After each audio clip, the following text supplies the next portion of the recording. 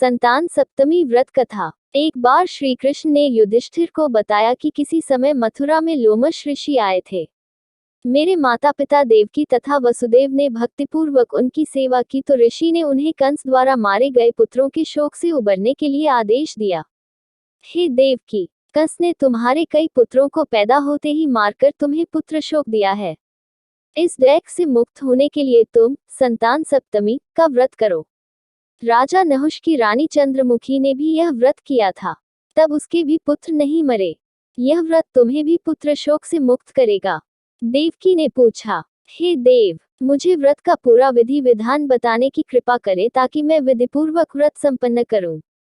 लोमश ऋषि ने उन्हें व्रत का पूजन विधान बताकर व्रत कथा भी बताई। नहुष अयोध्यापुरी का प्रतापी राजा था। उसकी पत्नी का नाम चंद्रमुखी था। उसके राज्य में ही विष्णुदत्त नामक एक ब्राह्मण रहता था। उसकी पत्नी का नाम रूपवती था। रानी चंद्रमुखी तथा रूपवती में परस्पर घनिष्ठ प्रेम था। एक दिन वे दोनों सरयू में स्नान करने गईं। वहां अन्य स्त्रियां भी स्नान कर रही थीं। उन स्त्रियों ने वहीं पार्वती शिव की प्रतिमा बनाकर विधिपूर्वक उनका पूजन किया। तब रानी चंद्रमुखी तथा रूपवती ने उन स्त्रियों से पूजन का नाम तथा विधि पूछी। उन स्त्रियों में से एक ने बताया, हमने पार्वती सहित शिव की पूजा की है। भगवान शिव का डोरा बांधकर हमने संकल्प किया है कि जब तक जीवित रहेंगी तब तक यह व्रत करती रहेंगी। यह मुक्ताभरण व्रत सुख तथा संतान देने वाला है। उस व्रत की बात सुनकर उन दोनों सखियों ने भी जीवन पर्यंत इस व्रत को करने का संकल्प करके शिवजी के नाम का डोरा बांध लिया। किंतु घर पहुंचने पर वे संकल्प को भूल गईं। फलतः मृत्यु के पश्चात रानी वानरी तथा ब्राह्मणी मुर्गी की योनि में पैदा हुई। कालांतर में दोनों पशु योनि छोड़कर पुनः मनुष्य योनि में आईं। चंद्रमुखी मथुरा के राजा पृथ्वीनाथ की रानी बनी तथा रूपवती ने फिर एक ब्राह्मण के घर जन्म लिया। इस जन्म में रानी का नाम ईश्वरी तथा ब्राह्मणी का नाम भूषणा था। भूषणा का विवाह राजपुरोहित अग्निमुखी के साथ हुआ। इस जन्म में भी उन दोनों में बड़ा प्रेम हो गया। व्रत भूलने के कारण ही रानी इस जन्म में भी संतान सुख से वंचित रही।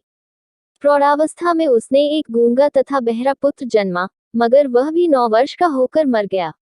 भूषणा ने व्रत को याद रखा था, इसलिए उसके गर्भ से सुंदर तथा स्वस्थ 8 पुत्रों ने जन्म लिया। रानी ईश्वरी के पुत्र शोक की संवेदना के लिए एक दिन भूषणा उससे मिलने गई। उसे देखते ही रानी के मन में डाह पैदा हुई। उसने भूषणा को विदा करके उसके पुत्रों को भोजन के लिए बुलाया और भोजन में विष मिला दिया। परंतु भूषणा के व्रत के प्रभाव से उनका बाल भी बांका न हुआ। इससे रानी को और भी अधिक क्रोध आया।